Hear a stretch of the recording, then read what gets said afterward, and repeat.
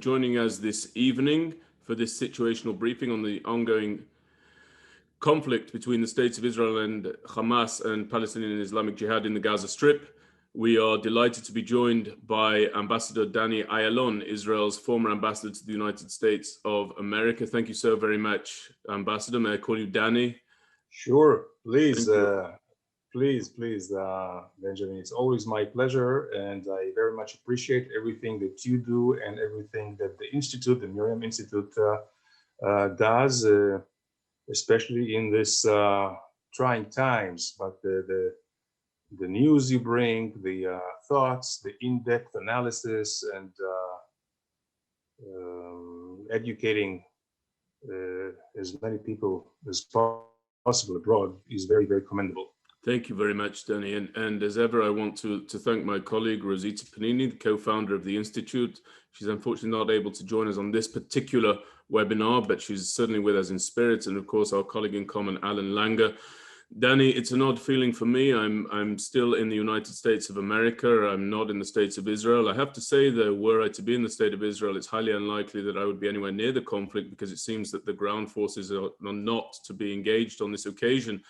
And I want to thank all of our listeners before we get going for giving their time and attention to this very important subject. It's unfortunate that we have to delve into it, but the topic that we are going to talk about today is whether or not Israel ought to cease fire. And the reason for that is that, as is typical, the pressure to do so is growing and it's mounting.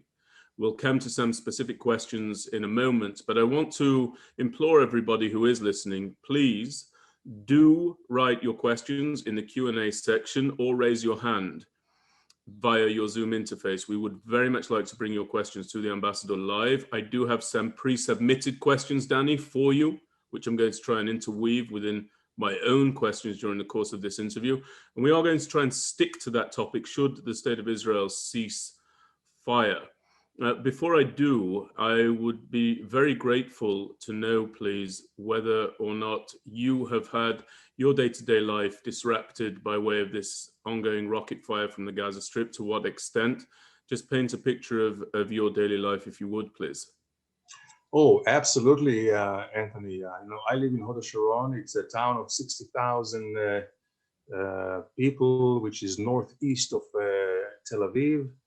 About maybe 15 miles northeast of Tel Aviv, and we have interrupted quite a few times, mostly at night. It comes.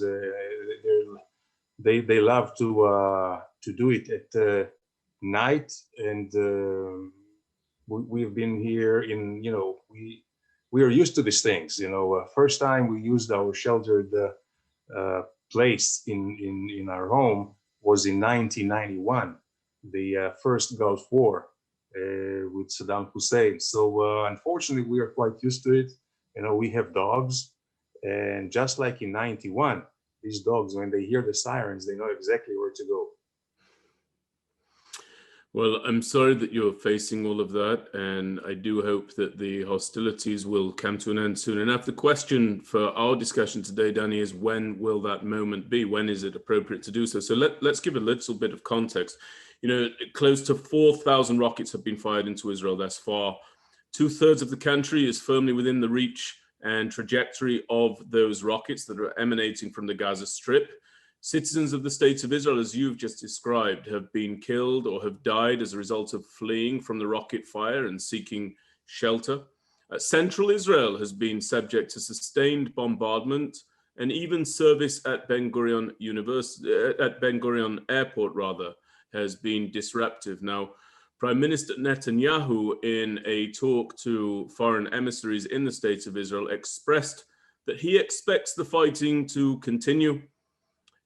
What would the virtue of declaring a ceasefire at this stage possibly be? And if I can add a little bit of a point to that, given the stark realities that I've just outlined and that you're more than familiar with, would not a ceasefire in some corners be tantamount almost to a surrender? Well, yes. And once there is a ceasefire, and sooner or later there will be a ceasefire, it should be only but only on Israel's terms. And there are three main reasons for that. The first one is to really deal Hamas a blow, so restoring a deterrence and keep the violence of Hamas far into the future as possible. Secondly, it is to deal Hamas a political blow, because one of the reasons it's doing it is to take custody over Jerusalem, to take over the Palestinian leadership, and to radicalize the population, including the population, the Muslim population in Israel. And thirdly, it is because, Benjamin, every other foe and friend alike, especially in the region, is looking into it. And Hezbollah would love to see Israel cave under this pressure, and that could actually bring about more violence from Hezbollah. Iran is also the one fueling with arms and with finances this violence, and Hamas is working with them. Islamic Jihad, Palestinian Islamic Jihad, is working for them directly, taking orders directly from them, and our friends in the Middle East, which also are very much concerned with the radicalization and the radical Hamas, which, by the way, it's the enemy not only of Israel, not only of the Palestinian people and Abu Mazen and the Palestinian Authority in Ramallah, but also the enemy of the moderate Islamic and Arab countries here, where they would actually their aim is to take over, whether it's in Egypt or Jordan or Gulf countries. Islamic or the Hamas is part and parcel of the Ikhwan, or what we call the Islamic Brotherhood, which is a very radical Islamic movement, sister only to this infamous Daesh or ISIS, with the same goals. Now, let's talk a little bit about that. You mentioned Hezbollah. We've seen the ability of Hamas to bring significant swaths of the state of Israel, both the citizenry and the land, to a standstill. Is Hezbollah watching that, and are they encouraged? And how likely do you think the picture is to bring about the joining of Hezbollah from the north, either during this conflict or in a future conflict? And how ready would the state of Israel be to fight on two fronts in that case? Well, Benjamin, it depends, of course, on the reaction, the response from Israel, and the stamina of the population, and the effectiveness of our response. So far, they are still deterred. They still remember 2006, this last time they attacked us, and they were, devastated on the ground. Of course, now they have an arsenal which is much bigger than 15 years ago, and it would be a much more complicated, operation for us. But since then, Israel has gotten much better in our defense. And Benjamin, I cannot fathom having this round of violence by Hamas without the Iron Dome. The Iron Dome has intercepted 90% of the incoming rockets and missiles from Gaza, from Hamas. And still, the 10% that were aimed at our populated areas was still quite devastating, but mostly in material and real estate, basically, but not so much, and luckily, in human lives. And this is, again, because 90% is intercepted, and also Israel is quite equipped with, and used to, the population is used to defend itself and practice exactly what they are told by the authorities. Yeah, that's very important to mention. The state of Israel has invested massively over the years in what's called passive defense. So every house in the states of Israel, newly built, has a bomb shelter within it or a rocket shelter within it, as in order to be apt to code. In the southern cities such as Sderot, every bus shelter is actually a rocket shelter as well. It doubles up as that. There's a massive project to reinforce the roofs of every building and structure in Sderot against the rocket fire.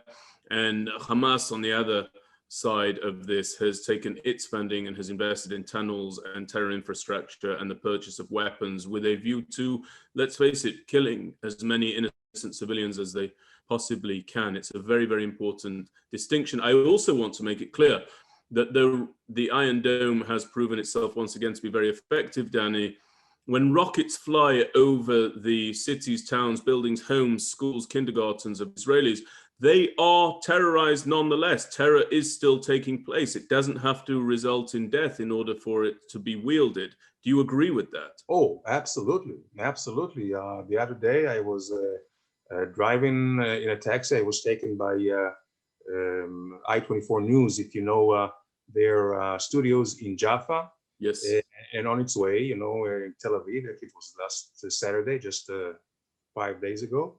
Of course, they were incoming rockets, and you know, we had to stop at the side of the road, take cover, and you know, and all you can do is just listen to the intercepting Iron Dome missiles with the you know, with the booms and the explosions overhead. And as I mentioned, Anthony, Benjamin, luckily, we are very well prepared. I don't think that any other country could have really withstood what we do in relatively, you know, in relative ease, I would say, if I can say so. You know, this 4,000 rockets that were fired by Hamas caused mostly, as I mentioned, damage of material, 12 casualties, 12 fatalities. And without Iron Dome, we would have had probably thousands of fatalities, which no country would really can take. And that would have compelled us to start a ground operation, a very costly in lives, both of Israeli military, but mainly Gazans, a very costly ground operation taking over Gaza. The fact that we have this means of defense is really a strategic tool which allows Israel to keep doing what it does without ground operation. And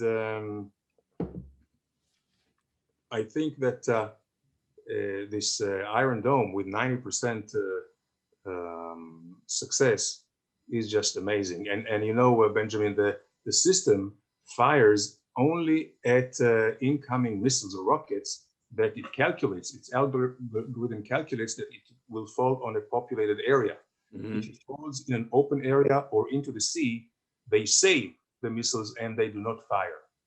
So absolutely. But Hamas, mm-hmm. You know, if I may just one more thought, Benjamin. Please. Hamas also has learned from the past, and what they do is a saturation. So they are firing salvos of 10, 50, 100 rockets at a time, and with the saturation, they understand that even 10% that fall, are not met by the Iron Dome rockets, they would fall on populated areas. Of course, and another aspect of the rocket fire that the Iron Dome does not interdict are those rockets that are fired from the Gaza Strip and land in the Gaza Strip, killing Palestinian Arabs there in the enclave, killing Gazans. And that's part of the body count, or those who have been killed by way of the rocket fire in the Gaza Strip have not been killed by Israeli fire. They've been killed by the fire that has been discharged from Hamas, from Palestinian Islamic Jihad into the Gaza Strip, inadvertently, but of course it comes with a human cost. Let's move on with regard to the issue of the ceasefire, Danny. You know, the Biden administration has declared that it wants to see a de-escalation of hostilities almost immediately. Now, France, Egypt, and Jordan are said to be preparing a Security Council statement that is likely to result in the US wielding its veto for the first time since the forming of the Biden administration. International pressure is mounting. Should Israel de-escalate? And if so, precisely how? And beyond words, what does Israel have to lose? Beyond words emanating from international leaders of other countries, what exactly does Israel have to lose by not heeding President Biden's call for a ceasefire, for example? Well, first of all, I would like to say that we all here appreciate President Biden's support and friendship. He has really proven to be, like he has been throughout his political career for the last almost 50 years, a real friend of the state of Israel. We also benefit from his experience and strategic wisdom, because he knows exactly what we do, that if the fighting does not end on Israel's terms, then instability will continue, that this will encourage others to fight and attack, and all those who call for a ceasefire immediately without any consideration of the consequences, they are the ones who may, instead of bringing ceasefire, which may last a few days or months, in effect, they are inviting already the next round of aggression from Hamas, or even from Hezbollah and other Iranian proxies in the region. So, you know, at the end of the day, Israel has to put, and it has always put on the balance, you know, on scales,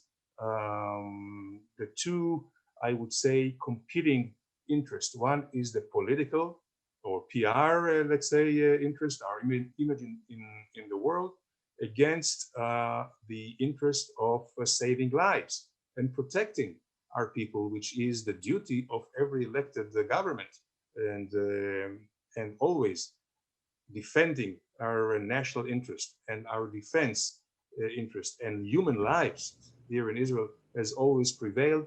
I believe this will be the case. This is why it is so important that the United States exercising its veto power, because unfortunately we cannot count on the international community. So, so to your question, whatever the international community says, especially the UN, is just you know, words, I would say. The only meaningful that could have consequences resolutions come not from the General Assembly at the UN, which has no mandate for any action, but only the Security Council. And luckily on the Security Council, we have the United States, which not only is a friend of Israel, but also understands strategically the damage from ceasefiring on Hamas terms, because ceasefire today would be on Hamas terms. So let me ask you a direct question then. What is it that the state of Israel would like to extract or exact prior to moving to a ceasefire, if that is indeed the policy that we wish to pursue? And I'll come to some recent comments that have been made by very senior members of the government of late. But what exactly does Israel want to extract? And if I may, actually, I'd like to add a very important point that's somewhat personal to me as a veteran of service.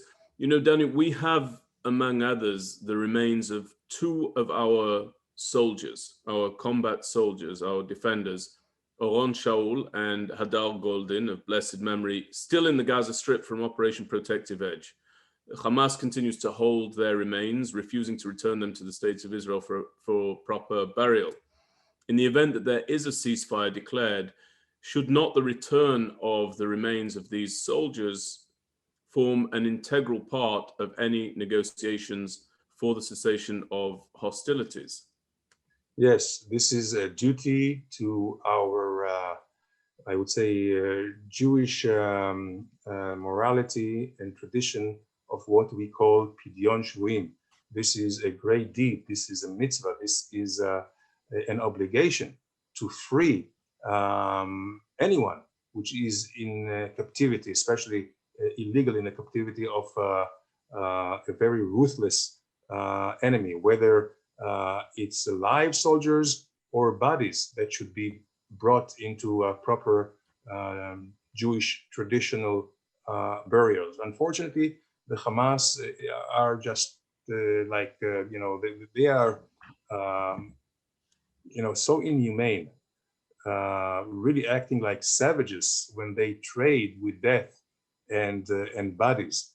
Is something which any other conflict in the world would be so normal of enemies to for humanitarian reasons to exchange prisoners and certainly to bring back dead bodies to the other side. But not Hamas. They're trying to get more benefits from that, and of course this is the crux of the matter, that Israel cannot allow itself, even though it's painful as it is, and especially to the families and the parents of the victims of the fallen soldiers. It is very painful, but yet in order to prevent the next violence and to bring up the price for any, one of the targets of Hamas is to kidnap Israeli soldiers in order to trade them for concessions. So if we fall into this trap, then we invite, Benjamin, the next kidnapping by Hamas.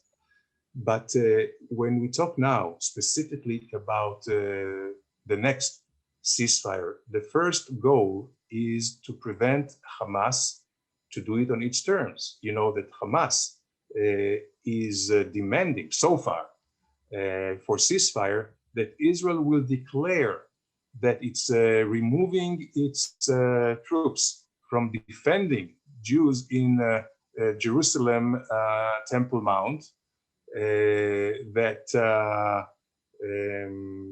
that we will commit never to pursue the heads of the snake, the heads of the terror groups over there. And I'm sure, and I know you had an exemplary service, really distinguished ones, that the main character in Hamas is Muhammad Def and a few others.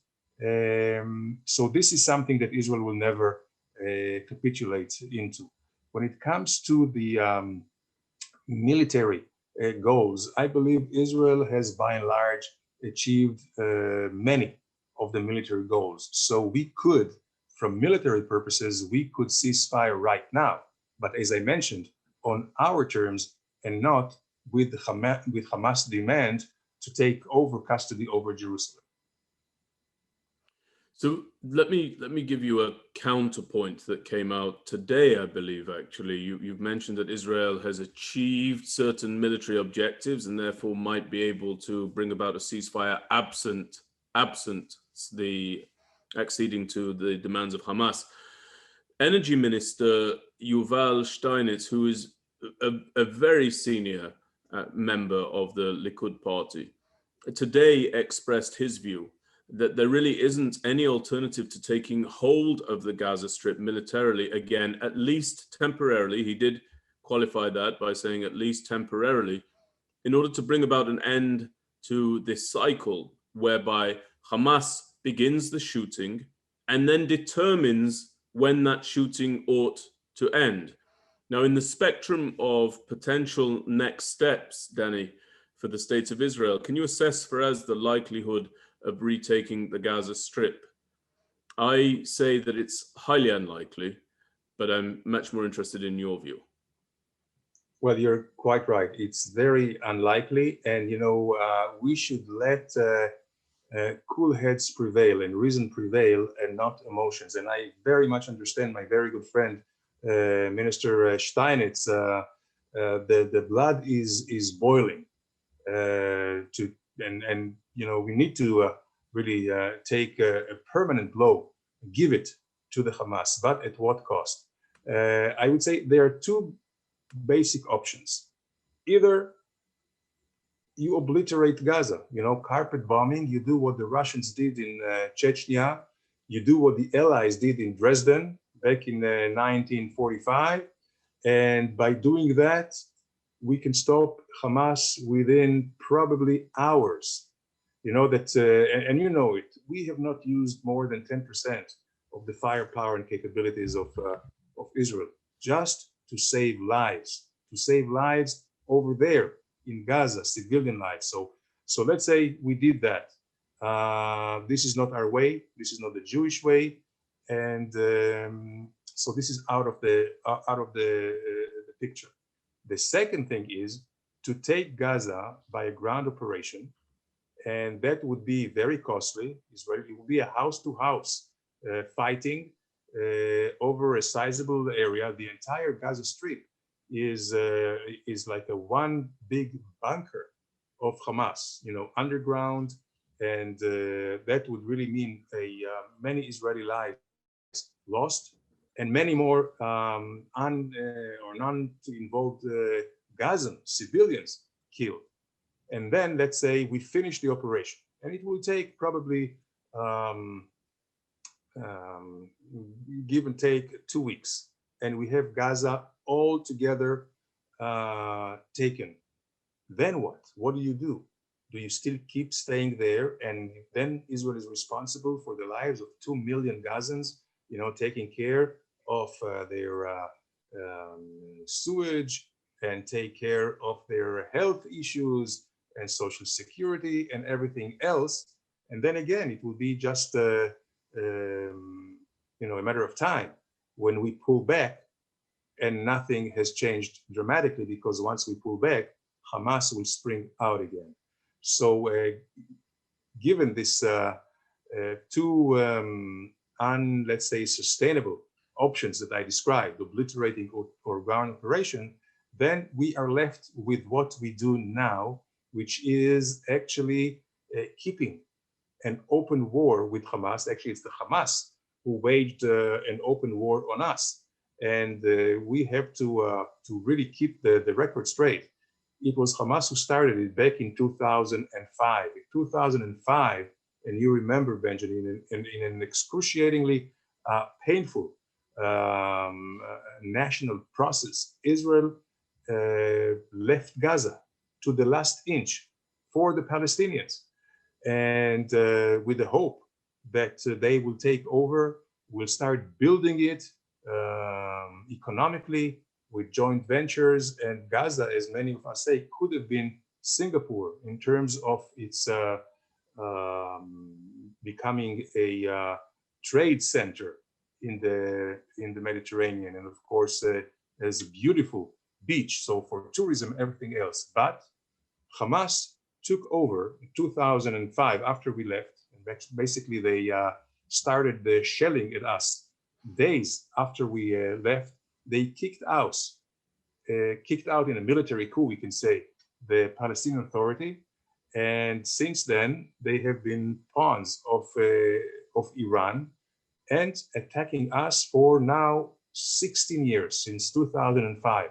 So basically it's an open war which is interspersed by intervals of ceasefire. And so this is why it is very important for us to end this round on our terms, so we keep the interval of ceasefire as long into the future as possible. This right now is probably as frustrated as it is, but this is probably the most viable option, and from a cost, cost benefit analysis is probably the most reasonable one. Except I would add one element which I would urge the Israeli government to consider, and this is, once we reach this ceasefire, we will act in a more not just in a reactive way, but in a much more proactive way. So even during the ceasefire, when we detect Hamas illegal smuggling of arms or building of underground tunnels, that we would take them out systematically and not just waiting for a big eruption that we have now. I think that's a very important point. Before I turn to another aspect of this, I want to let everybody know that in the chat box, we have put in a link, Danny, to a very powerful documentary called Withdrawal from Gaza. And people should take that link, copy it, watch that documentary, because it really sets the scene for what we're now seeing taking place since vacating that area, and the enormous costs that the people of Israel have paid and frankly continue to pay since the disengagement. So that's in the chat box. Anybody can watch it, or if you want to look at it on YouTube, it's called Withdrawal from Gaza. I would encourage people to take the time to review that program. You've raised a question which isn't quite on topic, but I'm going to ask it nonetheless, and I'd be grateful for a brief answer, because I'm about to open it up to our audience who, as I've said, continue to ask questions. You spoke about proactive distraction of tunnels. I agree with that wholeheartedly, and then some. I also incidentally agree with proactive elimination of terrorist leaders, as an example. I don't think, and nor do I believe it's Israel's practice to wait until there are hostilities in order to remove someone who continues to orchestrate terror activities against Israelis. What about in the north? Should we be taking a more proactive view with regard to Hezbollah's capabilities? You mentioned them earlier. You've talked about proactivity now. Why are they immune from that measure being taken by the Israel Defense Forces? Well, in fact, Benjamin, this is exactly what we do. What we're doing is basically prevent from more dangerous arms to be shipped from Iran through Syria to the Hezbollah. You know, the Hezbollah is trying its best to much improve their precision capability of their rockets, with, of course, with higher or bigger range and higher payload. And every now and then, you know, we do not, for some, you know, many good reasons, you know, we keep an ambiguous approach whether we act or not. But you notice that many shipments on its way, you know, of armaments to Lebanon are being taken out.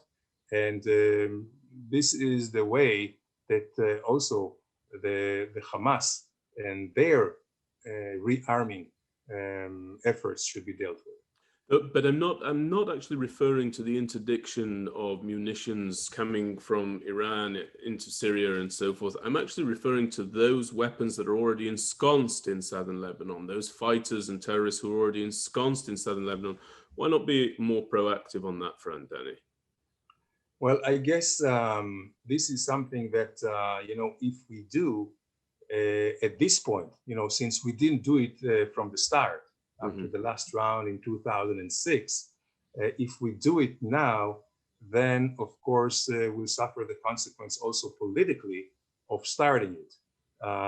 And again, the Hamas capabilities are as such that we know what they are. We just make sure that they are not getting even worse and more dangerous than they are now. So this now is a matter of deterrence, and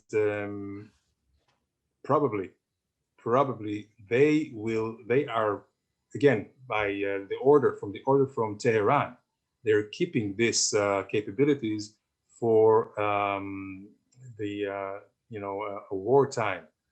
Iran is prepared if you know, Israel will have to take out its illegal nuclear capabilities. The retaliation would be through Hezbollah and Hamas. But at that point in the future, we will always be able to do what we may do proactively now with the same consequences. So, so it's just a matter of timing, and again, of cost effectiveness. And so far, it has proven itself to be the best way forward. Thank you, Danny. I want to ask one last question before, and thank you for allowing me to divert somewhat to the north for that previous question. I want to ask one final thing of you before I open the floor. Grant is going to be our first questioner. Then we're going to take a question from David, and then we're going to take a question from Pamela. You've spoken about the Iron Dome. It's a subject for another time. Maybe you'd be gracious enough to come back and talk to us about it. I actually think that the Iron Dome has a downside in that it's resulted in a degree of analysis paralysis within the Israel defense establishment. So while I can absolutely venerate its successes with regard to the preservation of human life, it seems also at once to serve to perpetuate the rocket fire emanating from the Strip, precisely because it can interdict those rockets, and we have the time to choose not to maneuver, to choose not to deal with the issue of the Gaza Strip with any permanent outcome. But one area where there is no Iron Dome, clearly, is the diplomatic arena. And you're a storied diplomat, somebody we're so proud to have here as a leading expert at the MirYam Institute. This is just my view. Feel free to disagree with me, but it's my opinion that if ever there was an individual who is utterly impotent in his capacity as foreign minister, it would have to be Gabi Ashkenazi, the former chief of staff, and now, as mentioned, the foreign minister of the State of Israel. I don't hear from him. When he speaks, I'm not convinced that anybody listens. He ran his campaign saying that he likes to do, not to talk. If that's the case, that's fine, but you can't be an effective foreign minister. Is the failure that we're seeing around Israel's messaging in many corners of the world down to his ineffectiveness as foreign minister? I see you, for example, on the news pushing Israel's case forward so effectively, time and time and time again. Here you are, it's after 1 o'clock in the morning in Israel and you're with us. But I see very, very little that is coordinated under the leadership or non-leadership of Foreign Minister Gabi Ashkenazi. What are your thoughts on that before I ask Grant to ask his question? I'm sorry for being so pointed, but it reflects how I feel. No, that's very fair question. I do believe, like Ashkenazi says, that you have to do more and talk less. But the doings for the foreign ministry is the talking. So the talking is here at the doing, and there is a barrage of anti-Semitic, anti-Israeli propaganda, especially in the social media.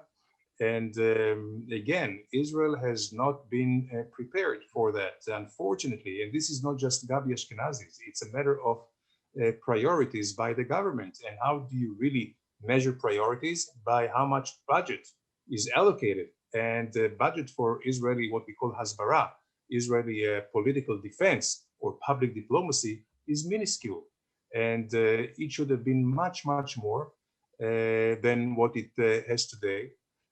But there is a very, I would say, encouraging phenomenon that many Israelis, just file and rank and file, that are coming to Israel's aid politically and are showing what it is to be an Israeli now under attacks, when they are countering all the propaganda and the lies that is being lobbed and thrown at Israel from every corner in the world. So it's not just the Hamas and their collaborators that are attacking Israel politically, it's also many groups and individuals in the international community. Some of it is because of being misinformed, and that's where Israel has to do much better.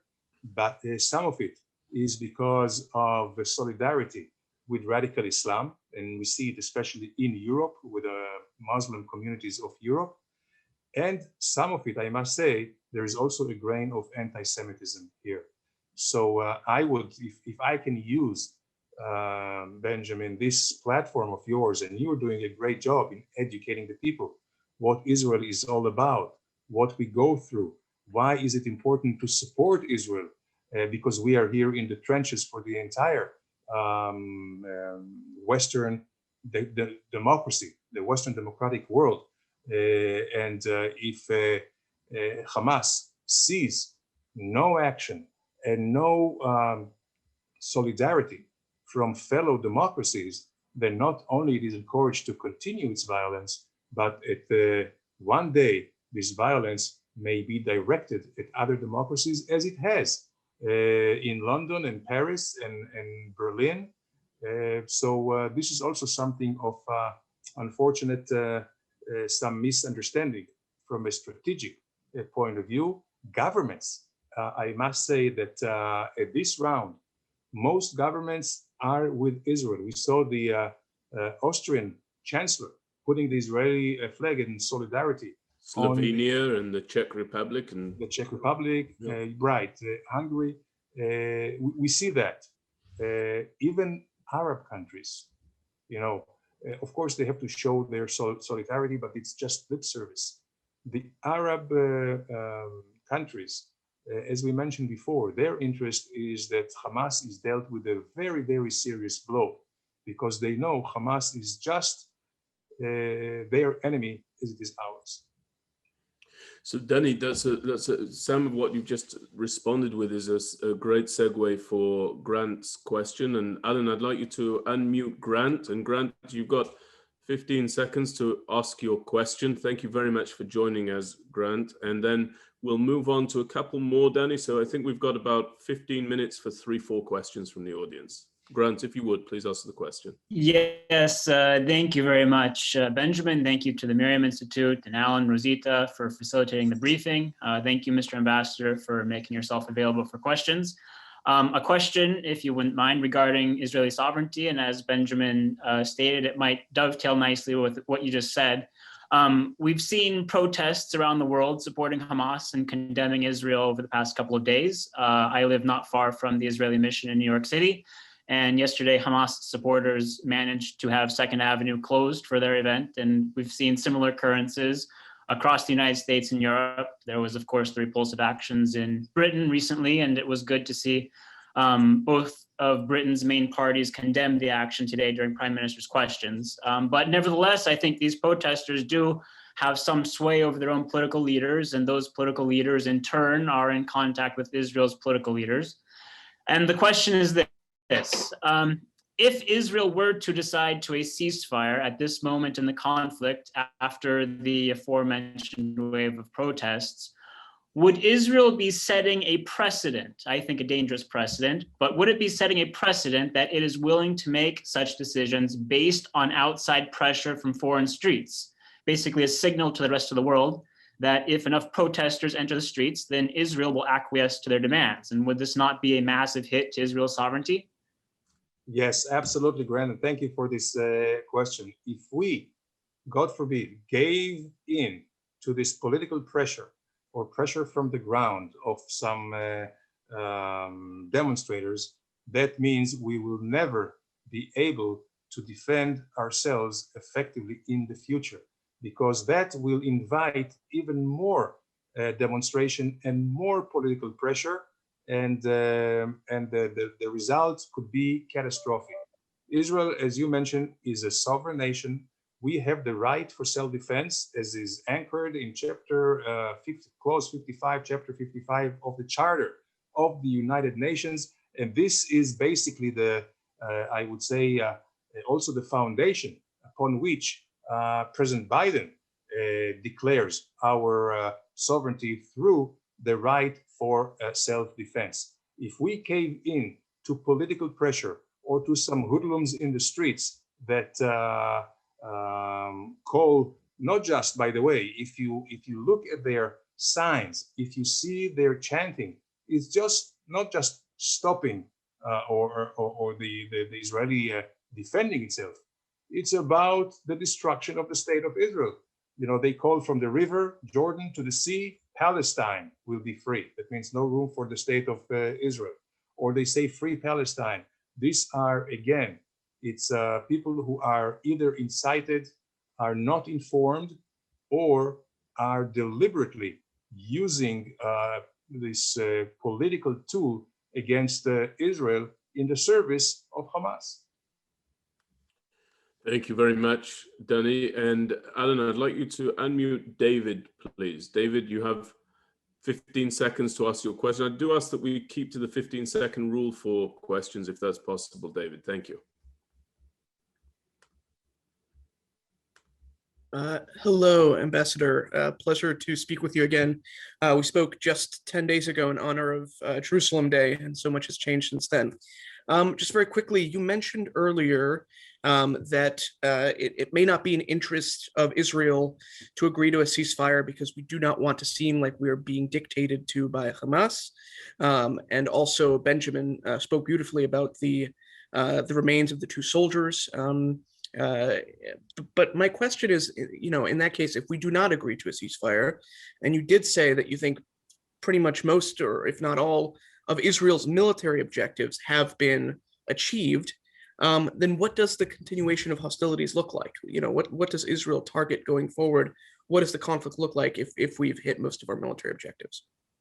Well, thank you, David. This is a very important question with a lot of strategic consequences. Because again, if we ceasefire on Hamas terms with their demands, that means we lost it. And all the efforts and all the casualties that the Israeli dead and injured were just for naught, will encourage Hamas and other foes and enemies like Hezbollah to take action. And again, this ceasefire will be very, very short-lived. So we can finish it only on our terms. And one of the options is no declared ceasefire. It would be better for Israel if the ceasefire came naturally without any documentation, without any agreement, written or verbal, and keep it as is. So it is a ceasefire whereby, of course, Hamas conditions are not met whatsoever. And as we mentioned before, if Hamas is rearming itself, that will give us the possibility to take out any efforts for them to rearm. Thank you very much, Danny. I am actually going to ask another question.